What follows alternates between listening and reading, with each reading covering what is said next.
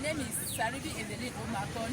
I'm a community volunteer working with the Babaji community. I was introduced into this project by a friend who said some NGO have come to Babaji.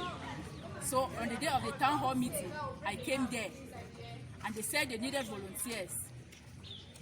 A day was scheduled for the volunteers to be selected, and on that day we wrote a test, and I was fortunate to make it on that day.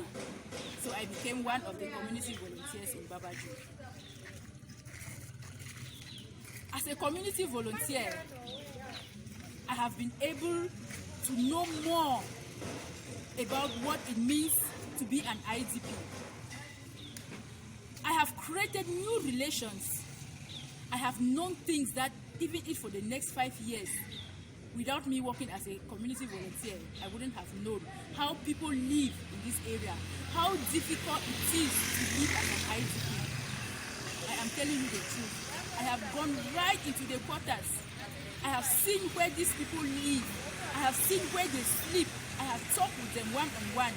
They have told me their problems. They were able to confide in me due to the way I presented myself, telling them that I am one of the community volunteers. Introduced Educash to them, and they were open to give me information as to what we were asking. As concerns this project, the Educash Seed Initiative, I believe that it is a God-sent UNICEF through Rema Care and COHEB. They have come at the right time to solve the problem of the IDPs, of the people, the children, most especially those in the primary school at the basic level. Because what they are doing and what they have and what the plans they have to do, it's really, really encouraging. I believe it will go a long way to solve 3, 4, 5, 6 problems. Because if we were to allow these children, because the number of children per household is, you find a household with 6 primary school children, you find another household with 5 primary school children. So I believe the cash assistance that is going to be given to these beneficiaries will help substitute fees, clothing, food, house rentage to those families. I believe they came in time. It is a stitch in time that is going to save so many households. So now tell me, what is, can you give a vivid description of what you experienced in the field when you were dealing with the beneficiaries, with the IDPs and all the other people who are beneficiaries to this project? Let me start with the IDPs. The IDPs in this place are suffering. Many, as I went, I did my work as we were instructed to. I went from house to house. I entered into their houses. Some would not even allow me to enter because they have just one room. We have to sit outside, and I will understand that it is because of the conditions. The IDPs, they have a very bad living condition in this place. What they will complain to me is that rentage is... You see people living in a mud house, no floor, no cement, no ceiling. But they tell you the amount they are paying as rent. It is horrible. They don't have food. The greatest food here is banana. And now IDPs have come. The prices of banana has tripled. As to what we used to hear, that they used to sell banana, a bunch of banana here for 300, a bunch of banana here for 200, but now it is 1,000 and above. So the condition of the IDP is really, really deplorable. Now, let me go to the beneficiaries. They were very, very excited. The day the list came out, and I called my beneficiaries to say, Mama, you made it. They were so very, very happy. Then, guess what happened again? The day the staff in charge of cash projects came and told them the amount, the exact amount that they are going to receive at the end of the project, I'm telling you, they came and hugged me. They were happy. They said, thank you, you came to our house. Thank God you visited us. Thank God you visited us. So, I I'm telling you that the beneficiaries are really, really happy and extremely happy. So now, as a community volunteer, what usually happens for the money to reach the parents, and what are the council usually give the parents to receive the money? We understand that in these difficult situations, the money can be spent, it can be misused. So how do you people do the financial transaction and follow up? Okay, now cash out has been done already. Before the cash out was done, the Rincon Credit Union came here to Babaju and sensitized the beneficiaries on how to save their money, and they told them that they will open their accounts for just 2,500 francs. So now cash transfer has been done.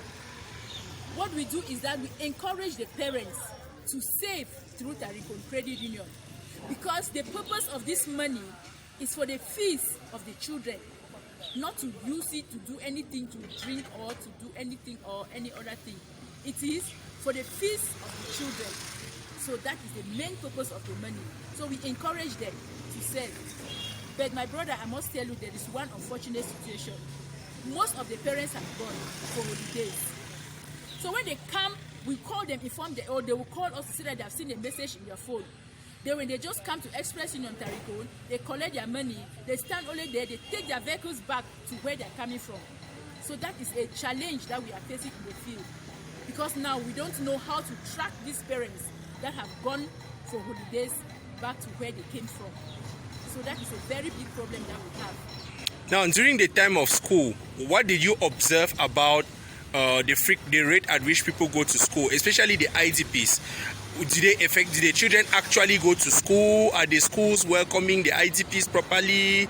Are the parents willing to pay fees? What is the situation of IDPs as concerns education and going to school for especially the ones in primary school? Okay, concerning that, what I observed was that people came here purposely to go to school. But before you gain admission into the government bilingual primary school, it is not bonbon. There is a fixed amount you have to pay, and you must pay it. If you don't pay it, your child will not be admitted. Now, when the parents struggle to pay that, because that is what you pay first before the PTA. Then when a parent has struggled and paid that amount, now it will be the PTA. The school will be there worrying, PTA, putting your child on easy. And the parents, the financial situation does not permit the parents to just pay everything at once. So that is the difficulties in which parents find here in Babaju. Okay. The issue of bribe is really horrible. Then some parents will resort to go to the Catholic school, the Catholic primary school, where the fees is 20,000. They are going there not because they want to, but thinking that of the fact that what has this head teacher done, that you are removing this amount, this huge sum, to give to him for nothing. So they prefer to take their children to the Catholic primary school that is around the neighborhood of Babaju. Okay, so in conclusion, looking at what you have been discussing with the IDPs, what you have been discussing with the beneficiaries, and the experience you have had on the field, what do you think is the project needs to take into consideration in the next phase? What I would propose, or what I would like to think, what I think is that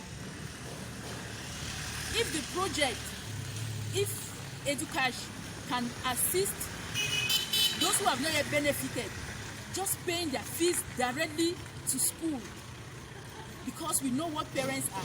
They might take the money. Some will stubbornly not open their accounts, and they take the money. You know, women, new shoes, new handbag. If it enters the hands of the father, they'll go and drink. So what I'm proposing is that if the Educash Assist Initiative Group, if they can take that initiative to pay the fees directly to the schools, I know that what they are giving is more than the fees. But if they could pay the fees, that would be better. Then let's say we give the rest now to the beneficiaries, so that they can do other things like food in the house or substitute health facilities.